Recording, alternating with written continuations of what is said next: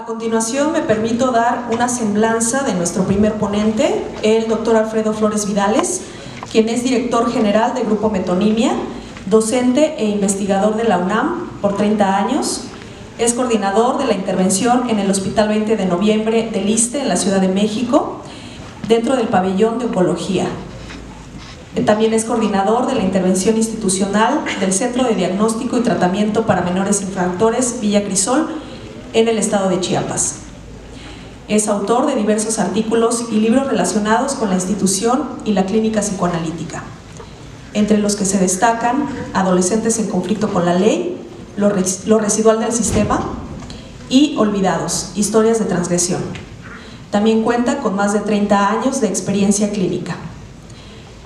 La conferencia del día de hoy se titula El efecto de subjetivación en la hipermodernidad. Le damos la palabra al doctor Alfredo Flores.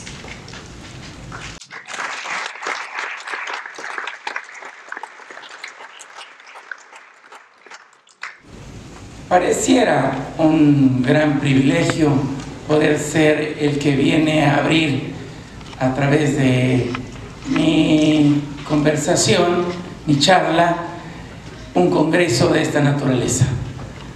Pero no es un privilegio, es realmente una gran responsabilidad. Una responsabilidad que no estaba de principio muy dispuesto a tomar, pero fui empujado por el Grupo Metonimia a abrir esto.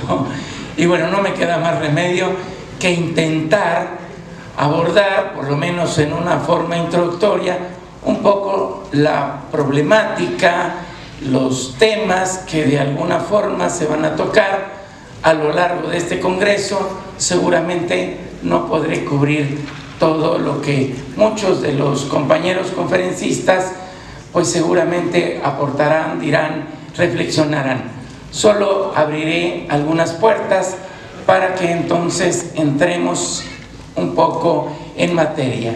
Quizá trataré de hacer el papel de un abrebocas para que nos interesemos en la problemática, en los conceptos, en las nociones que se ponen en juego sobre el título de este congreso, instituciones, por supuesto, psicoanálisis y posmodernidad. Si se dan cuenta, posmodernidad está entre paréntesis, quiere decir que hay algo que hay que cuestionar ahí. Bueno, también me tocó bailar con la más fea, porque ya estamos a una hora en que tendría que estar terminando. No sé qué vamos a hacer con el tiempo, pero los organizadores de esto, de los horarios y el tiempo, me dicen cuánto tiempo voy a tener para poder hablar con ustedes. Empiezo y que ellos me señalen. Bueno, la primera apartado, yo he dividido el trabajo en 4 apartados. Uno es la modernidad y la búsqueda de la felicidad a través de sus ideales. Segundo es posmodernidad o hipermodernidad. Y tercero es la subjetivación de una época hipermoderna. Y el cuarto es el lugar del psicoanálisis ante la hipermodernidad. Bueno, el primer tema. Hay algo que la humanidad siempre ha estado en búsqueda de ello. Es un objeto acariciado en las diferentes épocas que por lo menos la escritura nos ha podido registrar.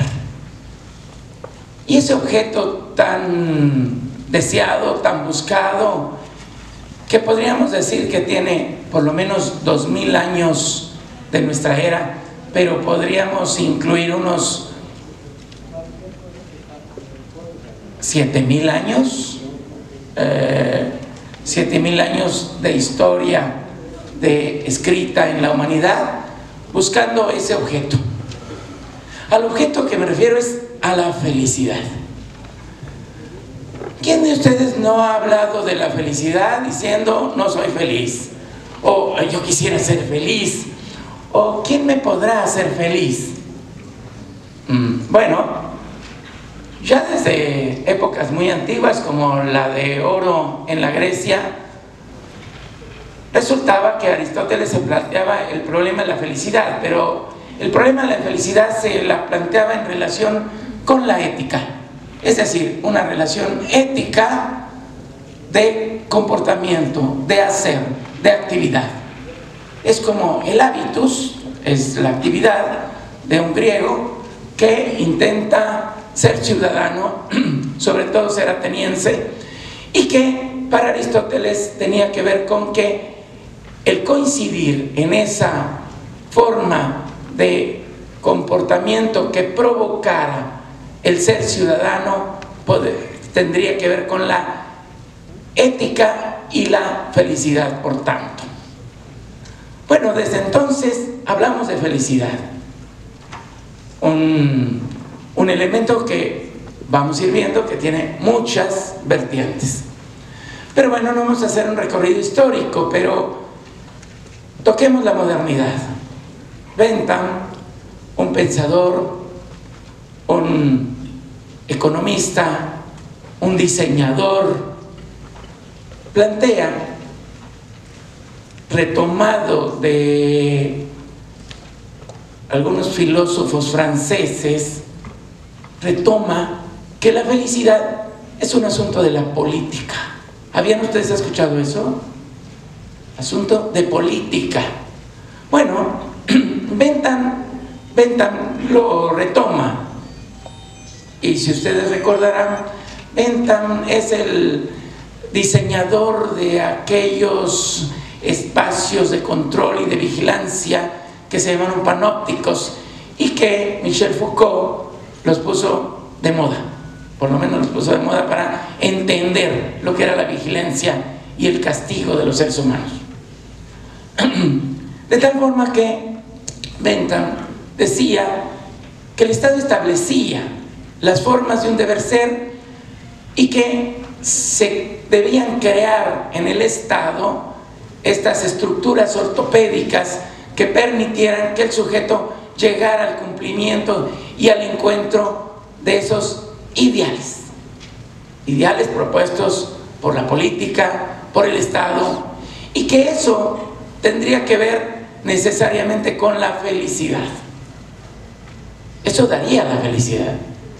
Si cumplimos con el Estado, si cumplimos con el orden familiar, si cumplimos con el orden institucional, entonces no tendríamos por qué no ser felices. Parece que entonces esto entra en juego en un periodo muy importante. La modernidad ha venido ahora a plantear el progreso. Ya lo decía nuestro gran amigo Oscar en su inauguración, en sus palabras de inauguración, buscando precisamente este progreso que pudiera dar un sentido de avance en la modernidad, propuesto desde los ideales. El progreso, la disciplina, la educación, y bueno, he mencionado a Foucault y hablaba de la corrección. Veamos cómo todo este sistema de correctivo de la modernidad tuvo que ver con utilizar métodos, instrumentos que corrigieron los comportamientos que no llevaban a la felicidad. La felicidad estaba ya dada por un discurso del Estado, religioso, cultural. La religión también tenía en este entretejimiento de discursos entre la política, la religión y el Estado, había deberes seres. En el texto de Anormales de Foucault, vemos cómo había que corregir, por ejemplo, a estos monstruosos masturbadores infantiles, porque eran monstruosos, eran estos que no podrían ser tolerados, y para que los lleváramos a la felicidad tendríamos que hacerlos coincidir con los valores sociales, culturales, religiosos. Para eso las correcciones, para eso un sistema correccional. En el fondo se trataba de, como la Inquisición, hay que hacer sufrir la carne para que lleguen al reino de Dios, ¿no? Eso rezaba la Inquisición. Porque queríamos que fueran felices finalmente, aunque sea en la muerte, pero felices, ¿no? Que llegaran allá, al lado de Dios. Bueno, Freud no estuvo de principio lejos de buscar también la felicidad. Digo, tomemos en cuenta los inicios del psicoanálisis y recordemos el trabajo de Freud con estas histéricas que precisamente permitieron la construcción del psicoanálisis. Cuando Breuer lo invita al hospital de Meiner, lo que a Freud le preocupa es ese sufrimiento, el sufrimiento de los pacientes, de las pacientes en ese caso. Había un sufrimiento y él también, hijo de las luces, de la ilustración, también creía en el progreso, en la disciplina, en el esfuerzo para lograr ideales sociales, ideales culturales y por supuesto en perspectiva la felicidad.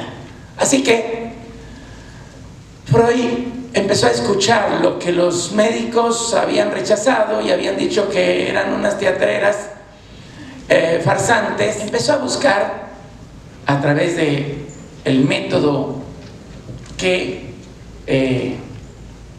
Freud va descubriendo, va construyendo, o bajo una epistemología discontinua, él va llevando a la realidad y a la teoría, y de la teoría a la clínica, y de la clínica a la teoría, y va buscando esto que las hacen sufrir, porque tenía la idea en un principio de que efectivamente podría devolvérseles la salud. Por ahí en los discursos de la modernidad decía que tener mente sana en cuerpo sano y cuerpo y mente sano en cuerpo sano, algo así. Bueno, eso que por supuesto siempre fue un fraude, ¿verdad?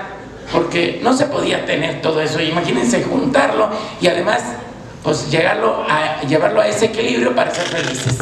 Bueno, lo mismo Freud pudo reconocer que esas histéricas sufrían más allá que de la carne.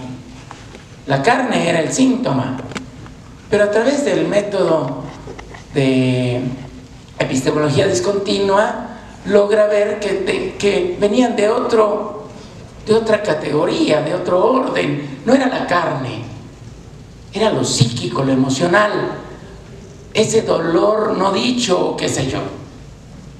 Y con Breuer pudieron reconocer que esas histéricas están enfermas de ciertos orígenes que tenían que ver con las sábanas y con la cama.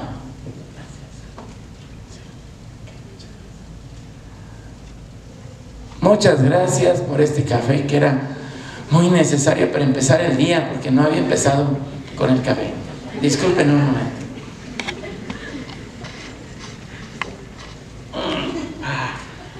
Buen de la vida.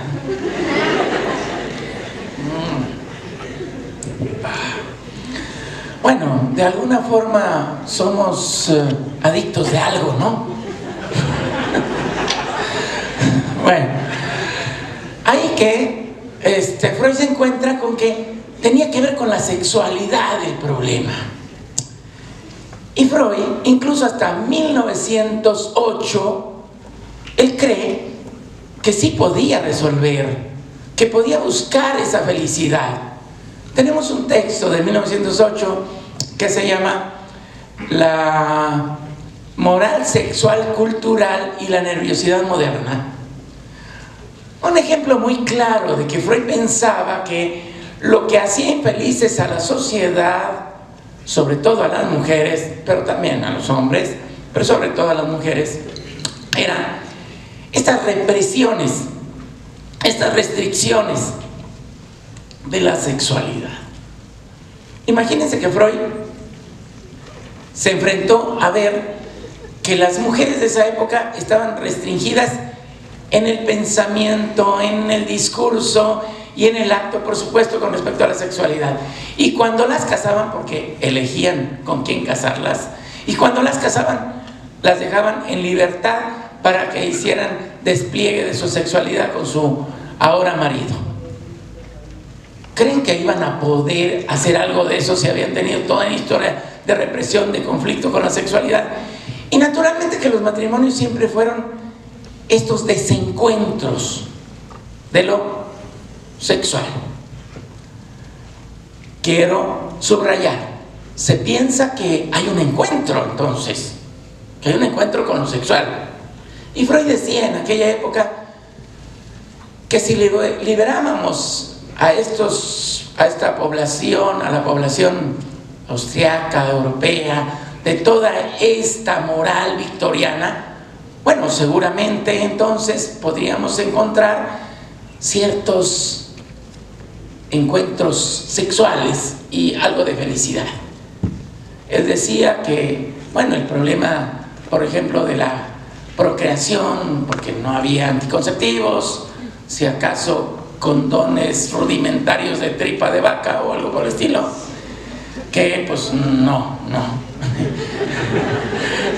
Si ahora los hijos no son tan agradables, ¿verdad? Pues aquellos menos, ¿no? Ahora resulta que pues Freud creía que después de levantar todas esas represiones y abrir un poco el pensamiento hacia la sexualidad y a poder reconocer que era una parte de la humanidad y que pues tendría que ejercerse de manera digamos reconocida por las parejas, en fin, pero creía en el matrimonio Freud y cosas así.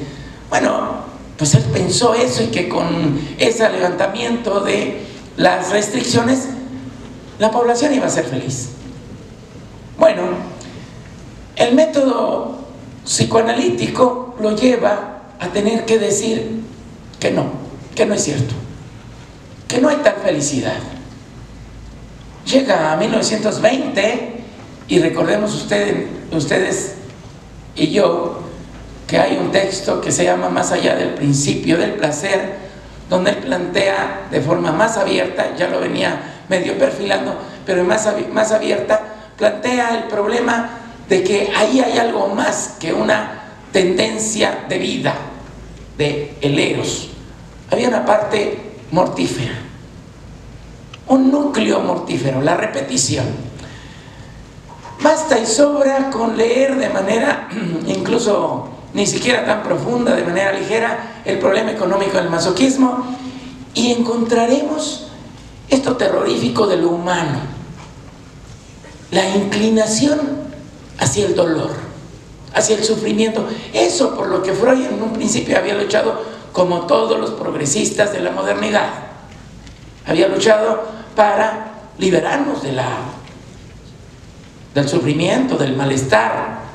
Así que Freud nos puso sobre aviso de que no había tal satisfacción, sino que buscábamos también no solamente malestares físicos, que podríamos encontrarlo claramente en el masoquismo y toda una serie de manifestaciones psicopáticas, donde buscamos esa repetición del dolor, del sufrimiento.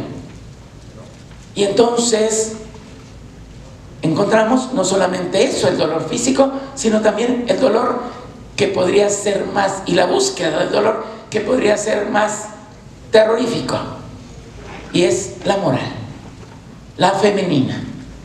Femenina no quiere decir que sea de la mujer. Muchos estudiosos confunden cuando dicen que Freud se refería a la mujer, a lo femenino. No, femenino era un lugar, era lo femenino, pero en los hombres es un masoquismo femenino que, por cierto, se da más en los hombres que en las mujeres. Es un masoquismo moral. Y recuerdo, para contextuar esto, hace muchos años, allá en la universidad, en la FES Iztacala, donde yo estuve trabajando, mi presentadora dijo que yo hacía estudios de investigación, que estaba haciendo estudios de investigación. No, los hice allá, y los trabajos de las organizaciones en las instituciones fueron desde la UNAM en aquel tiempo, pero le faltó el tiempo pasado, lo puso en presente, pero fue pasado. Y me acuerdo de un trabajo en los inicios de mi abordaje psicoanalítico, donde teníamos una práctica con las poblaciones, digamos, de los alrededores de la escuela, y esas poblaciones son poblaciones pobres, rurales, marginales, ahora ya no tanto, pero en aquella época, hace 30 y tantos años, no les digo más porque sacan mi edad y entonces se van a dar cuenta cuántos años tengo ahora. Pero bueno, el asunto es que yo me dedicaba en aquella época al trabajo con los chicos con discapacidad, los chicos con problemas de dificultades, digamos, motoras, de dificultades sensoriales, entre ellos la ceguera, la sordera, los síndrome Down, ¿no? Y niños con daños corticales, ¿no? Una mamá, les cuento esta viñeta rápidamente, una mamá lloraba y se quejaba del sufrimiento que tenía con su hijo, que era un niño, en aquella época decíamos que eran niños hiperactivos, ahora son TDA, después vamos a hablar de eso, Entonces eran niños hiperactivos, y si era un niño parecía un reguilete, pero la señora pues pertenecía a una clase baja, necesitaba ir a trabajar a otras casas para poder pues obtener recursos. Tenía un marido vago, flojo y chelero, porque le gustaban mucho las cervezas, ¿no? Las chelas y todo eso. Y entonces ella se quejaba y decía que su marido no le ayudaba, que no lo llevaba al tratamiento, a los tratamientos que se daban en la universidad, y pues que no aportaba dinero. Y en aquel tiempo uno de mis estudiantes, que se encargaba de esta señora, le dice: bueno, señora, pero si su marido no la ayuda, entonces ¿para qué lo tiene en su casa? ¿Por qué ella lo mantenía? Y entonces le dice: bueno, es que él es el papá de mis hijos. Pero bueno, señora, pues podría usted pues hacer algo, porque si usted tiene que trabajar mucho, pues que él lleve a los niños a la escuela o que la traiga a la clínica. No, pero él no quiere, y entonces pues yo tengo que hacerlo. Bueno, señora, seguramente usted está con él porque le va muy bien en lo sexual. Ay, no, ese hombre, no, ni siquiera, no, ni con el himno.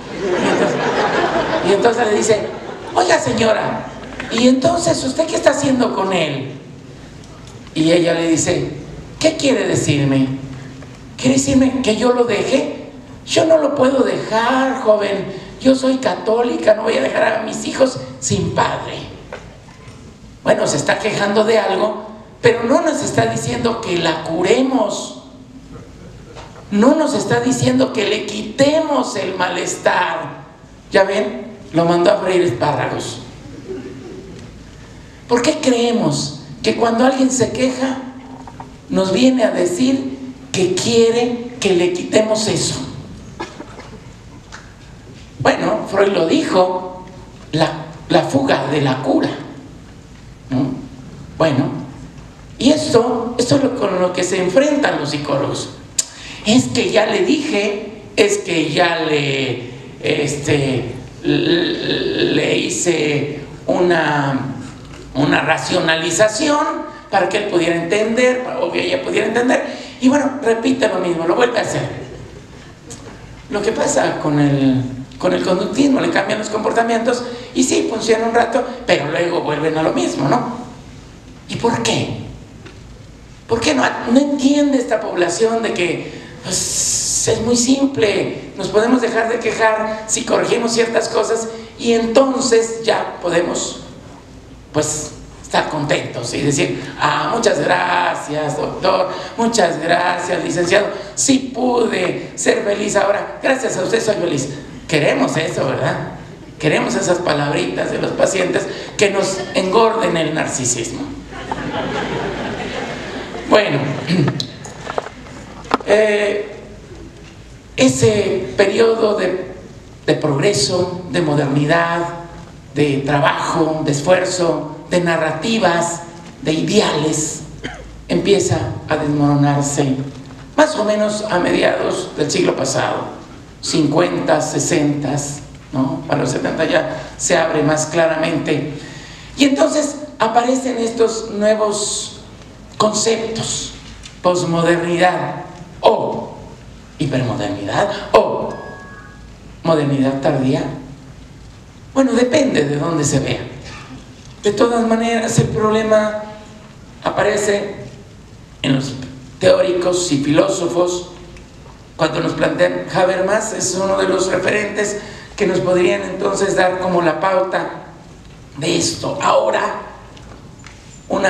aparentemente una rotura con aquello del progreso, de las colectividades, porque en la modernidad se generan colectividades religiosas, colectividades sociales, culturales,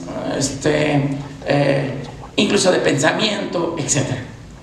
Y ahora dice Habermas que hay una apertura a la libertad y a la transparencia, pero también dice que eso tiene necesariamente una alienación. ¿Qué quiere decir eso? Bueno, Zizek nos hace una reflexión un tanto más delimitada y nos propone que pensemos la modernidad como ese periodo donde el objeto no está presente.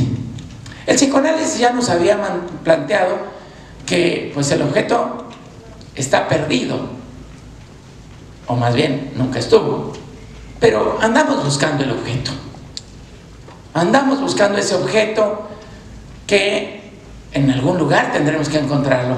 Y ven ustedes películas, la novela, la literatura, la poesía, y encontraremos cómo ahí está de alguna forma reflejado esta búsqueda de alcanzar algo, los ideales.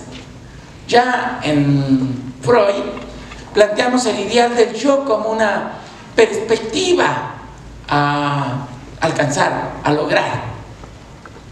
Un ideal que está puesto por los padres, por el discurso familiar, por el discurso religioso, por el discurso cultural. Eso podríamos ver el objeto a distancia, invisible, escondido, encubierto. Pero Zizek nos plantea que en el caso de la posmodernidad, porque él sigue sosteniendo posmodernidad, que en la posmodernidad el objeto es groseramente espectacular, o sea, es visible, es directo, inmediato, abierto. ¿Cómo podemos entender esto? Entendemos la posmodernidad como ese momento donde los objetos ahora se presentan masivamente al alcance. La posmodernidad tiene elementos. Bauman dice que, bueno, una de las cosas que construyen esta nueva era es la globalización. Nos globalizamos a partir de que el este y el oeste empiezan a tener una cercanía muy estrecha. Es decir, ya no hay fuertes diferencias. Hay una globalización producida por un espacio cibernético que abre entonces un campo casi inaudito, o sí, me equivoco, sí fue en algún momento escuchado. Nuestras brujas, las brujas, no solo las de la Edad Media, las de aquí de Chiapas de hace unos 30, 40 años, todavía usaban bolas de cristal y decían: te voy a comunicar con los espíritus, te voy a comunicar, vamos a tener una comunicación con aquel que está lejos de aquí. Y la bola de cristal servía para eso. ¿Pero qué creen? Que una nueva era, por supuesto, sostenida desde el capitalismo, entonces se produce el cumplimiento de un deseo, como los sueños que Freud nos planteaba. Ahora sí puedo, a través de un aparatejo, me puedo comunicar con alguien del otro lado del mundo. Puedo verlo, oírlo, bueno, toco lo plano, pero ahora no importa la tercera dimensión. Eso vamos a ver un poquito más adelante. Pero resulta que esto aparece como el deseo de la humanidad cumplido por la ciencia-tecnología. Celulares, tablets, ordenadores, pero por supuesto el espacio cibernético. Entonces el espacio cibernético abre el campo donde se reduce el tiempo y la distancia. Ya no necesitamos tiempos, ya no necesitamos distancia. La distancia la recortamos en un clic y podemos entonces estar del otro lado del mundo. Pero lo más grave, dice Zizek, que hay una pérdida entre lo que es la realidad y la imagen, la parte, digamos, imaginaria de la pantalla, porque, por ejemplo, tenemos estas realidades que están dentro de la hipertextualidad, dice Zizek, como ver una guerra en nuestra pantalla, como la del Golfo, por ejemplo, u otros eventos que están ocurriendo en el tiempo real, y esos eventos ya no hay el tiempo que antes necesitábamos para leer el periódico. La noticia, lo que pasó en París, lo que pasó en Barcelona, lo que pasó en Madrid, lo que pasó en Japón. No, lo vemos enseguida.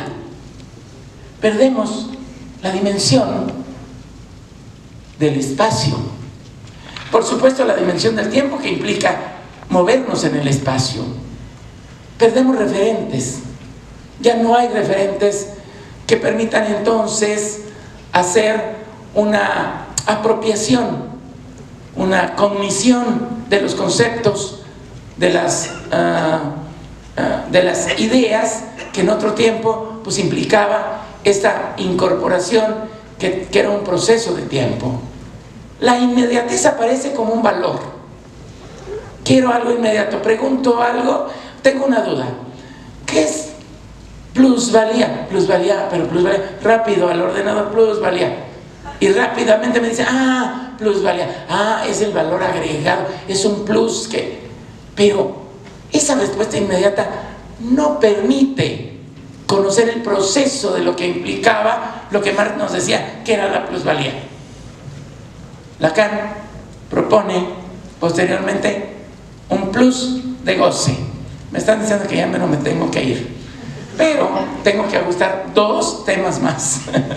Bueno, algo más en este tema. Todo esto nos lleva a perder relaciones. Voy a tener que hacer algunos recortes, que ni hablar, pero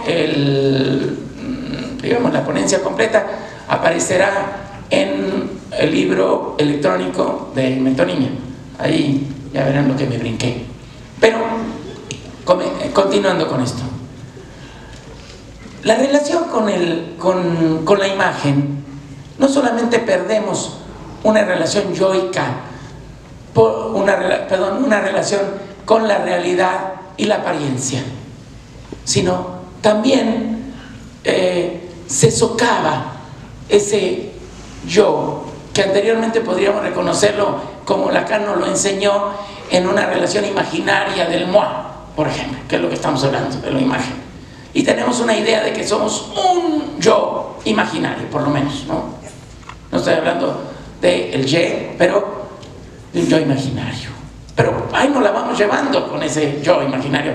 Pero ahora resulta que a través del espacio cibernético podemos multiplicar el yo. Bueno, nada más como ejemplo, porque podría dar varias viñetas, pero vean lo que hacen los youtubers. Tienen una personalidad en un canal y tienen otra personalidad en otro canal, y en otro tienen otra personalidad, y son esos yoes. Decía una mujer que la virtualidad y el espacio cibernético era una maravilla, porque ella podía ser una gran puta en su canal de YouTube, y por otro lado podría hacer otra cosa, y que eso la completaba. ¿Qué fantasía más grande que nos propone precisamente esta era de la pantalla, esta era del espacio cibernético? Es estar completos. Hay un engaño persistente que, por supuesto, la mercadología, el mercado, aprovecha.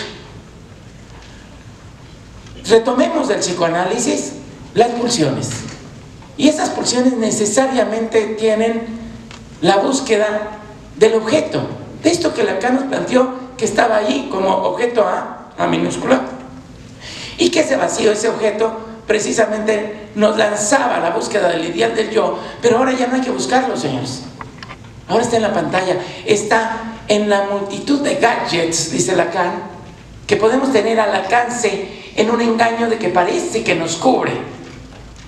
Y vean si no, a medida que vamos obteniendo los objetos en lo en las imágenes, en los sonidos, en la tecnología, en esto que convertimos también el sexo, que Lacan había puesto como precisamente el punto más humano de lo humano, tendría que ser ese desencuentro sexual. La relación sexual no existe, pero la era de la hipermodernidad nos dice, sí, cómo no, y el que tú quieras. ¿La quieres morena? ¿La quieres blanca? ¿La quieres rizada? ¿O la quieres lacia? Así te lo organizamos en el ordenador, y además sin riesgo, porque ya no tienes ni que conquistarla.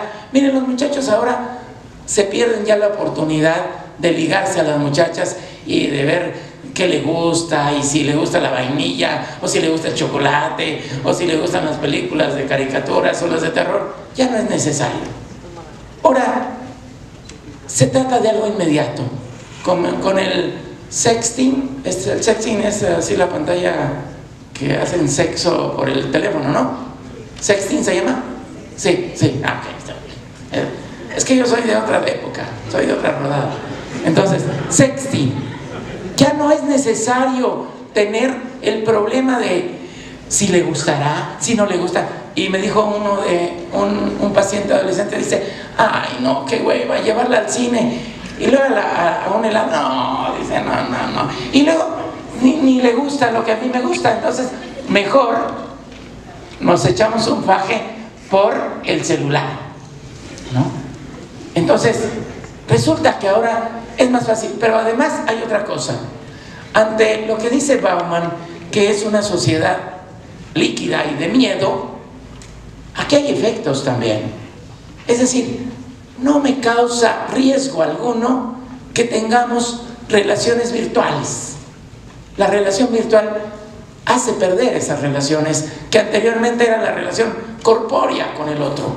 Bueno, estos son algunos de los efectos de lo que la hipermodernidad nos va haciendo, dice Jacques Alain Miller, que debe ser una sociedad hipermoderna en este intercambio de objetos, porque el consumismo es el valor más importante, el consumo. Resulta que no solo somos consumidores, somos también consumidos, y somos consumidos por el sistema cibernético, por el sistema global. Esto debería de desarrollarlo un poco más ampliamente, pero me lo voy a brincar. Pasemos entonces a la parte donde, si esta posmodernidad, o bueno, digo, los posmodernos piensan que es que puede ser una continuidad de que la modernidad ahora pasa no, que hay una ruptura ahí para pasar a la hipermodernidad, y la hipermodernidad habla exactamente de una lógica diferente. Hay una lógica diferente. La modernidad tardía pues es una continuidad. Nosotros tenemos que ver desde qué ángulo lo vamos a ver. Pero pasemos a la subjetivación. La subjetivación, Lacan dice que el sujeto se constituye necesariamente en el campo del otro. O sea, ahí tenemos el estado del espejo y podemos ver cómo nosotros nos constituimos a partir de esa mirada del otro, de ese discurso del otro, y que nos nombra. Pero nos nombra también el campo cultural, el campo social. Y ese es el campo cultural, social, tecnológico que ahora introducimos en nuestros niños, en nuestros hijos. Y es así como ahora los chicos tienen nanas que son las pantallas, que son, bueno, simplemente veamos que la relación es bajo aparatos. Yo me sorprendí mucho cuando una amiga dice: voy a checar a mi hijo a ver si está respirando bien, y no se para de la mesa y prende un aparatito para ver si está respirando bien. Dices, ¿cómo? A través de un aparato ves si su hijo está bien o está mal, o qué sé yo. Hay aparatos para que las mamás no se olviden que su hijo se quedó en el coche. ¿No? Bueno, es algo absurdo, terrorífico, pero ahí está. Mamás que están exigiendo que tengan alarmas para el momento en que hay que darle la tetilla, hay que darle la teta al niño. ¿Cuándo habían visto que eso pasara? La mamá, a ver, que pongo el despertador para ver a qué hora le doy. No, la mamá sentía y ella decía: no, ya el niño necesita, quiere. Ahora no. Ahora todo está bajo manuales. Los manuales, cómo debes comportarte, cómo debes ser una buena mamá. Y bueno, no crean que manuales de papel. Ahora ya están todos ahí en el iPhone, ¿no? En el iPhone están las aplicaciones para que ustedes sepan cómo. La otra vez estaba oyendo una noticia que un tipo le pidió a Siri, en el iPhone, le pidió a Siri que le diera recomendaciones de cómo esconder un muerto. O sea, él lo había matado y Siri le dio la receta de cómo. Así que si alguien aquí tiene tendencias criminales, Siri sabe cómo esconder los muertos.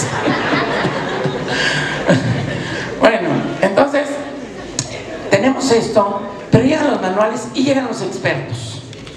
Los expertos, ahora los chicos están con las nanas, que son las pantallas, que son los medios, el internet, todas las relaciones que el internet produce, y con las consecuencias que les dije hace un momento de una relación con la pantalla, el screen, ¿no? El estadio del screen, dice Gustavo de Sal, el estadio del screen, el estadio ya no del espejo como Lacan, sino el estadio de la pantalla.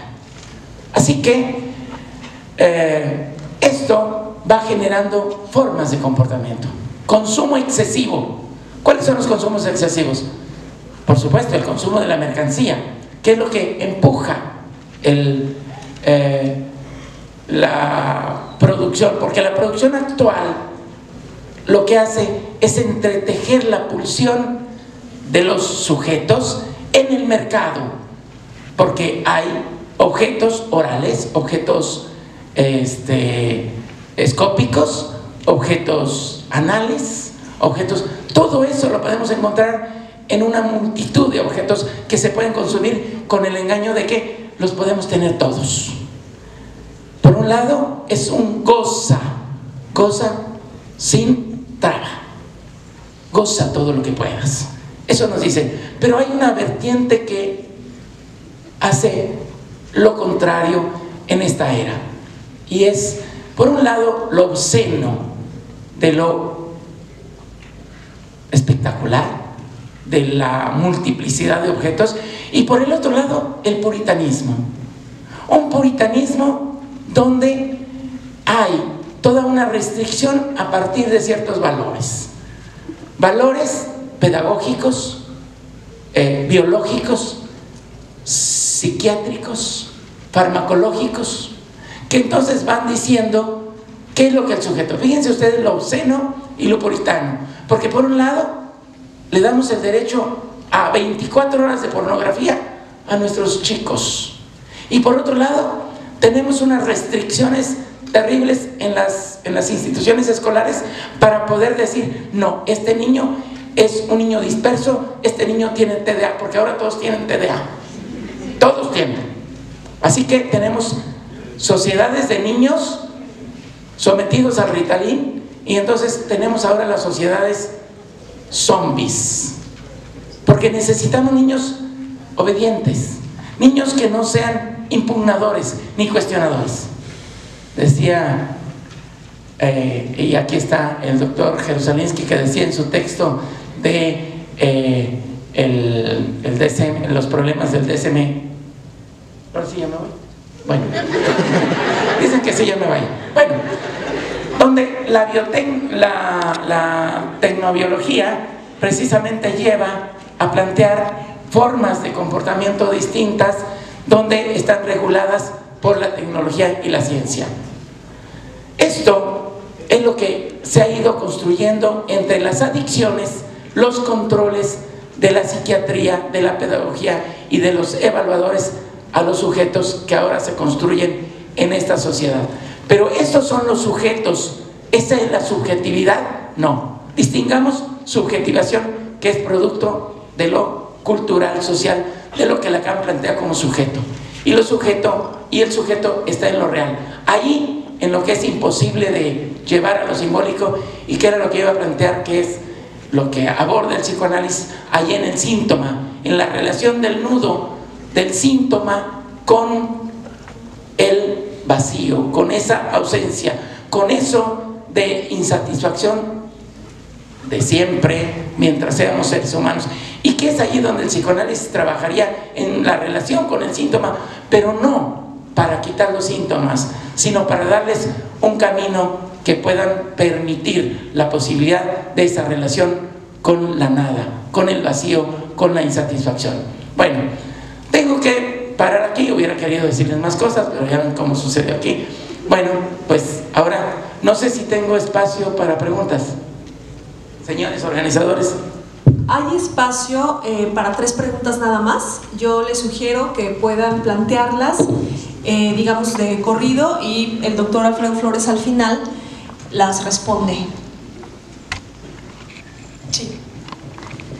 Hola a todos, buenos días. Me interesaría mucho preguntarte desde la condición real y subjetiva, ¿cuál sería tu opinión acerca del trabajo de intervención psicológico mediante el uso de Internet en citas realizadas o transformadas de la realidad de un trabajo terapéutico, de intervención terapéutica en vivo, a una condición de Internet desde este punto de vista tuyo y desde tu experiencia? Muchas gracias.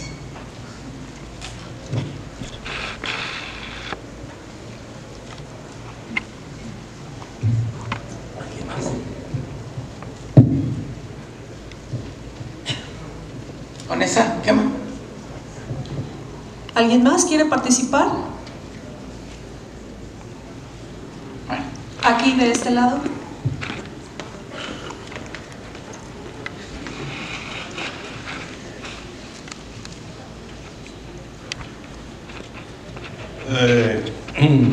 De Alfredo para Alfredo.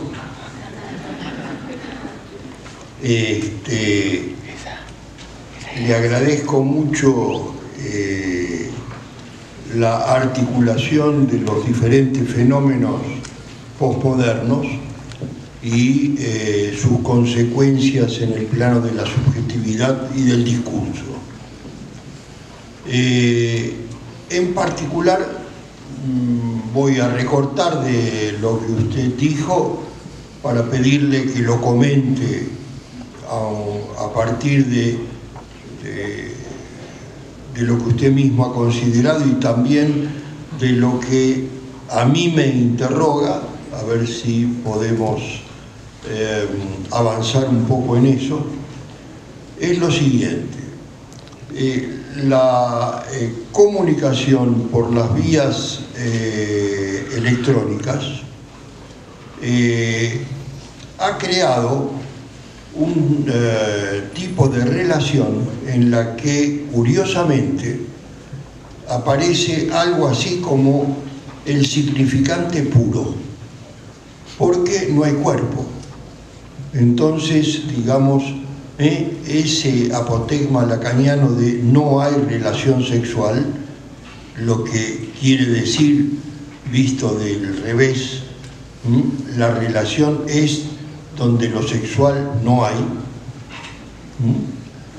Podemos decir entonces que es justamente en las relaciones electrónicas donde lo sexual no hay, porque aunque las relaciones electrónicas mediante sus aplicativos sociopornográficos o sociosexuales, mediante el catálogo que yo he llamado websex, permite el acceso a una sexualidad sin relación, los encuentros, digamos, ¿no? Ha separado, digamos, ha facilitado la separación entre el ejercicio sexual y la relación. Los aplicativos permiten el acceso a contactos sexuales preprogramados, incluso con sus debidas medidas, ¿no? Con un cuerpo así, con tales atributos. No voy aquí a ejemplificar para no ser un poco grosero, pero digamos, cualquiera imagina las alusiones que son vox populi en el computador. Quiere decir, son relaciones sin cuerpo, o donde cuando hay el cuerpo no hay relación. Es interesante como el apotegma lacaniano ha tomado cuerpo, ahora en otro sentido metafórico, ha tomado cuerpo en este sistema. Ahora, esto quiere decir que lo electrónico permitiría una relación total, es una pregunta, porque justamente es donde el cuerpo y la sexualidad no hace obstáculo. Podríamos pensar que entonces esa relación, por ser total, es inevitablemente trágica. Esa es la pregunta. Hay una última pregunta, la última, por favor.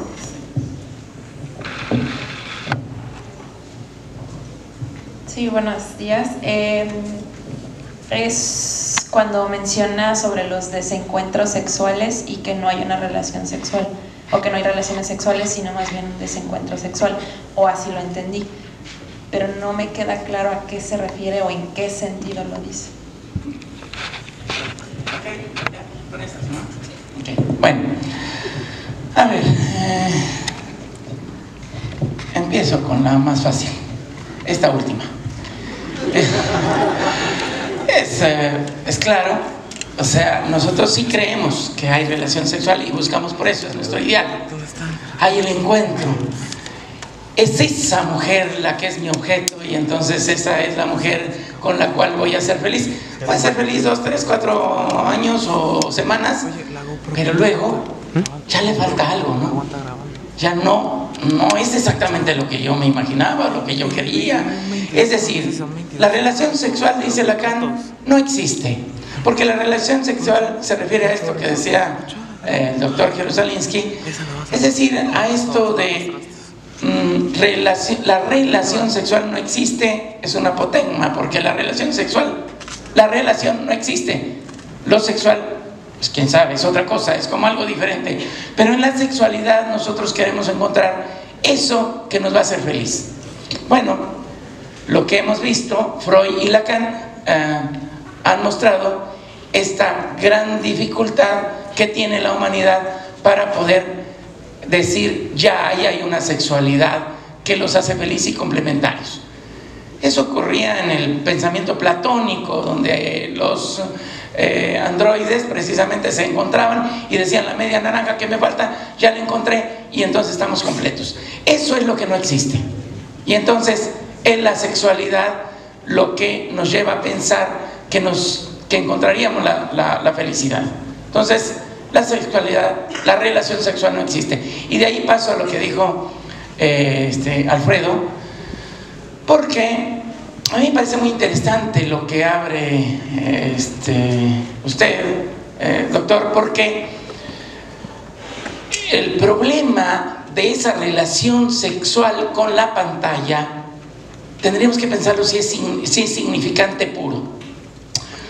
No lo sé, no lo he trabajado mucho, pero podría decir que ahí no hay metonimia y por tanto tampoco hay metáfora. Lo que hay ahí es una relación significante, sí, pero que no hace recorrido, que no hay simbolización, no se simboliza eso. ¿Qué es eso? Acto. Pero podemos llamarlo significante puro, no lo sabría decir. Creo que tendríamos que trabajar si eso es un significante puro, pero que ahí no hay relación, por supuesto. A mí me parece que es la mayor expresión de la no relación. Hay sexualidad, sí, está dentro de la sexualidad, pero no relación. Sexualidad con el aparato, con la imagen, con la construcción.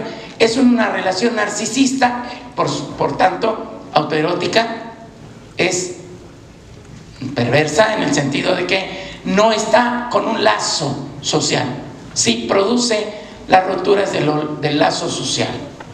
Y a mí me parece que en ese caso las relaciones se han ido fracturando, rompiendo, que ese es el riesgo y el problema. Pero no es verdad que ahí queda la felicidad. Por ejemplo, ya tengo el objeto y entonces el sujeto logra entonces decir estoy completo. Es un engaño, porque ahí también hay síntomas y viene lo que es la depresión. La depresión es ese síntoma que sí permite saber que hay algo de lo real en ese sujeto que no logra, porque el mercado tiene dos exigencias: una, goza, y el otro, si no alcanzas a gozar, eres un infeliz y no cumples el mandato que tiene esta era. Debes ser feliz, debes ser exitoso, debes lograrlo, y hay una cantidad de depresión en la sociedad, porque evidentemente esos mandatos tampoco se cumplen, pero sirven para empujar. Sigue insistiendo, comprando cosas, vas a alcanzar la felicidad o el objeto. Me parece que esto ocurre en la pantalla con la sexualidad, donde pues en esta relación con la pantalla pues va otra y otra y otra y otra, pero no en una relación metonímica, sino en un mismo significante, me parece.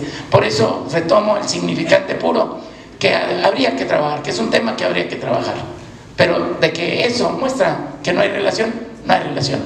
La última pregunta es: yo no niego que la ciencia y la tecnología han logrado cosas espectaculares, impresionantes.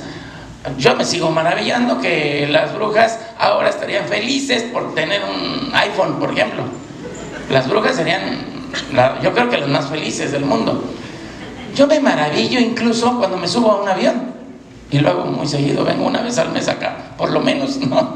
Entonces me maravilla que un aparato, una mole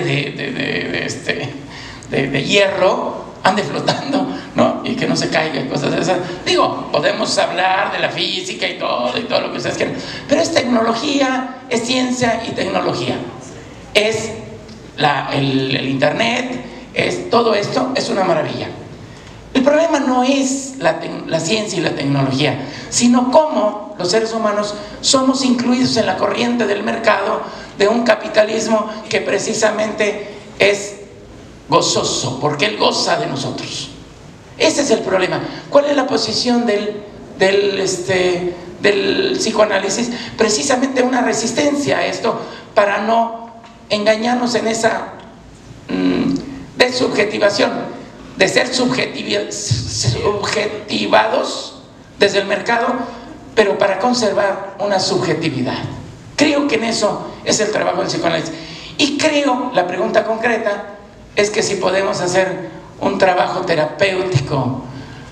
Yo he hecho en algún momento un soporte de análisis, un soporte en una situación crítica para algunos pacientes, telefónicamente o por internet, sin imagen. Sí lo he hecho. Y eso me parece que puede ser válido para sostener la crisis de alguien que está del otro lado del